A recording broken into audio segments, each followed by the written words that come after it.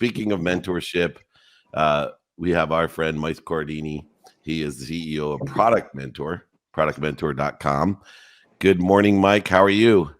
Good morning, David. I'm fantastic. Thank you for having me. You look like a guy that's fantastic. You know, when the dopamine, oxytocin, serotonin, endorphins are running, you can tell right here on the screen, a guy that's fantastic compared to moderately decent, working within the context. You know, I learned yesterday the mind wants to be mediocre from a great Navy SEAL. And we have to fight that. You are definitely someone I could tell energy wise. You're fighting the mind being mediocre. I'd love to talk about the support that you give to entrepreneurs. You know, mentorship's one of the most important things in my life. People ask me, how the hell did you lose over $100 million? I said, well, because I didn't have any mentors and I thought I knew everything. And now I make it a non-negotiable to have at least 3 mentors, people that sit in the situation that I want to be in. And it seems as if you've even productized mentorship to assist people. What are some of the advantages and disadvantages with Product Mentor and the entrepreneurial launch that you have within the context of small business? Well, thanks for the question, David. And I think similar to you, having mentors throughout my life really got me to levels that I never really expected to get to. And a lot of it was just giving me the confidence to do things that otherwise I might not believe that I could actually do.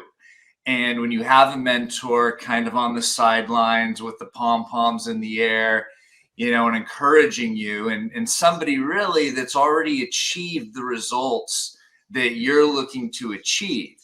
And when you're able to align yourself with somebody already getting those results that you want, it just becomes so much easier to get things and achieve things that normally you wouldn't be able to.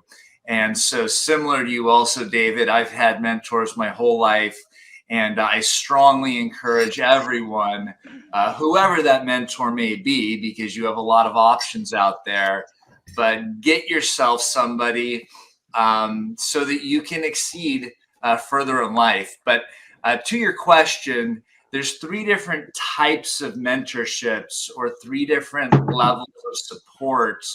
And these are the 3 main categories or buckets. And we'll start with the most basic and go into the most intimate.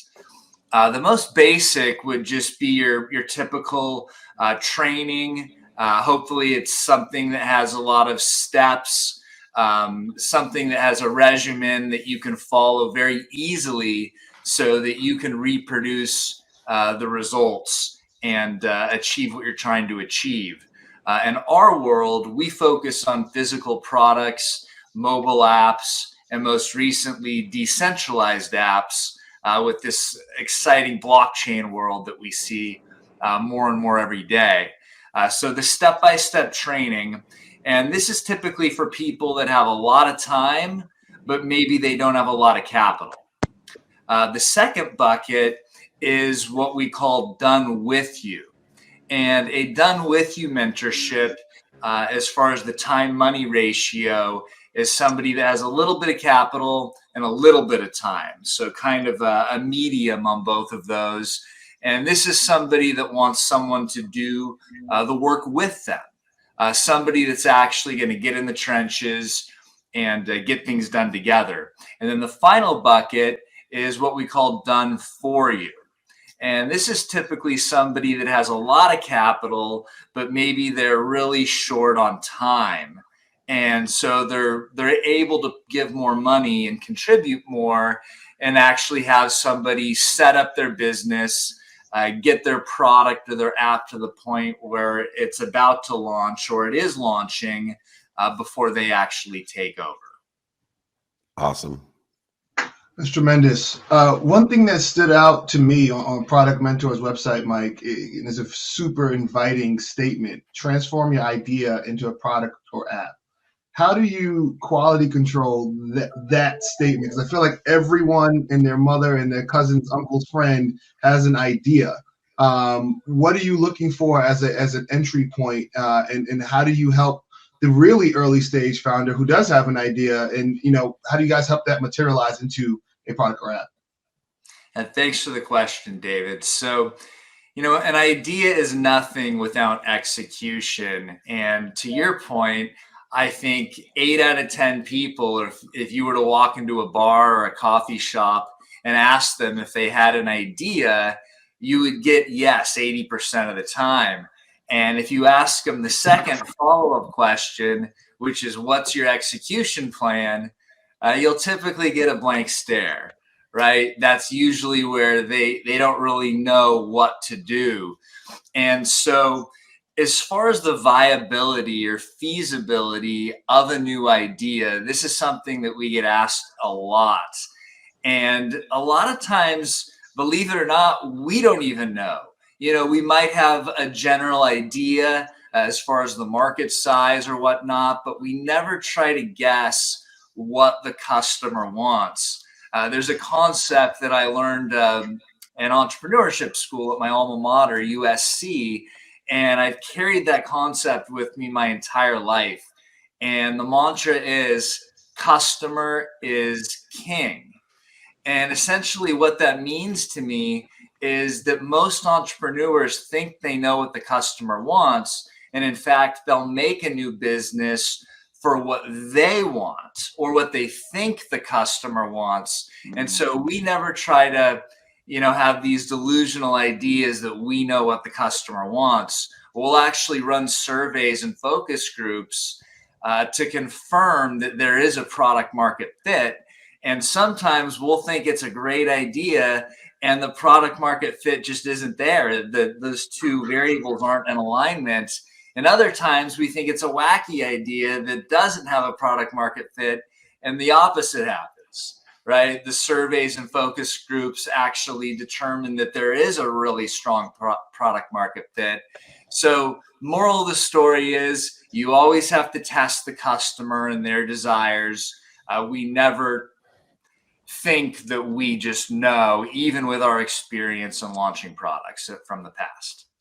Hey, Mike, good morning. One of the things we talk about a lot on this show is betting on the jockey rather than the horse. And I know going back to when I was in charge of the hiring process at my law firm 100 years ago, one of the things I used to talk about was I didn't focus on the resume so much. I almost didn't care what schools they went to and what their grades were. I used to tell my staff to really focus on character and personality, because that you can't change. We can teach them the skill set as long as they're willing to learn. And so that's the jockey, not the horse. And, my question to you is, when you're discerning who you're going to work with, which products you're going to work with, or which individuals, how much of it is the jockey versus the horse? I know one of my favorite things he had on 2-minute reel, he had a quote something along the lines where somebody had an idea and he was like, that is a great idea. I wish it wasn't yours. So is there a selection process that you have where you say, this is a great idea, but this person will never be able to execute, or vice versa? How much thought and consideration goes into that? Yeah, that's a really, really good question, Mike, because we keep score. The reason that's such an important question is because even if the idea does have a lot of merit, life's too short to work with difficult people. And the person that we're partnering with is just as, if not more important than the idea. Because to your point, if we have to drag them by the ear, or if they're going to be very stubborn and they're not flexible and they're not willing to pivot their idea as we learn more about the customer and the marketplace that we're going after, it doesn't matter how good the idea is, because ultimately that jockey can run the wrong direction and not go into the end zone or to the finish line. And so we put a great deal of due diligence into the person. We like to say you can always pivot ideas. It's not so easy to pivot people. It's for sure. And I noticed that you worked with one of my oldest friends, Greg Reed. Doctor, I call him Dr. Greg Reed. We never know where he got his PhD, but he's a doctor, and one of my great friends who I've seen the last 2 days by chance, which is awesome. But you guys co-authored a book, Everything is Subject to Change. which I think is the most relevant of all books and book titles that I've seen, because as we move from this intellectual type of pursuit in America built in the 50s of IQ, going to the best schools to be trained very well for a 9-to-5 gig, into what became the emotional intelligence of utilizing what seemed to be change and quick change into an adaptable intelligence, because everything is subject to immediate change. And I think at the forefront has helped me with that ignorant arrogance, ignorant humility, because it's really humbling when you prophesize on Tuesday and your prophetization is completely false on Wednesday. And so what's the premise for the book, Everything's Subject to Change? And how do we best align or take advantage of accelerated change? So I'm impressed you did your homework.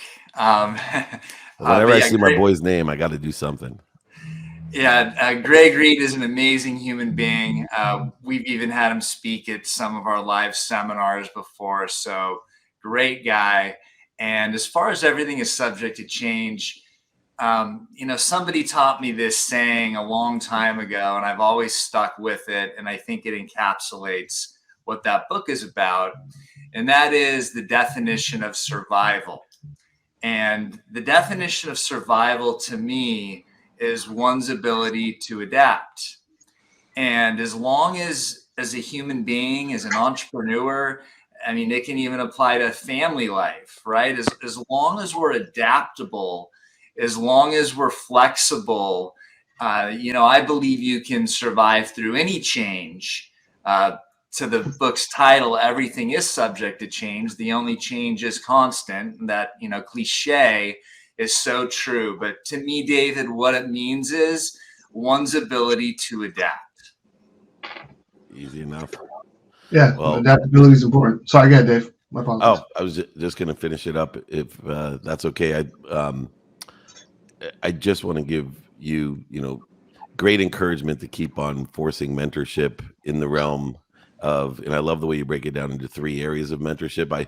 I break it down into free, group, and one-on-one, which I think aligns with how you do it. And I think as people build their brand as mentor, which has become a huge billion-dollar industry, mentorship, which I highly encourage and am very supportive of, that we utilize the different types of mentorship, coaching, and teaching that all have different aspects. A mentor being someone that sits in the situation you want to be in and can give you the directions on how to get there. A coach, to me, is completely different. It's someone that brings the best out of you and may not know as much about what you know. We see this in sports all the time. The golf coach or the quarterback coach isn't nearly as good as, but can bring the best out of some great talent. And then I think the most difficult, which is something that Product Mentor does, is actually teaches it, which is very difficult because of what we were talking about earlier. It's not what we say, it's what we hear. And to explain to a variance of frequencies or a spectrum of people and allow them to understand the mentorship and coaching is a whole nother realm. And you do all 3 at productmentor.com. Mike, thank you so much for joining us. We really are encouraged by what you're doing, and say hello to my friend Greg Reed when you see him. I will. Thank you so much for having me. Have a great day. You got it, my friend. Thanks, Mike. Thanks.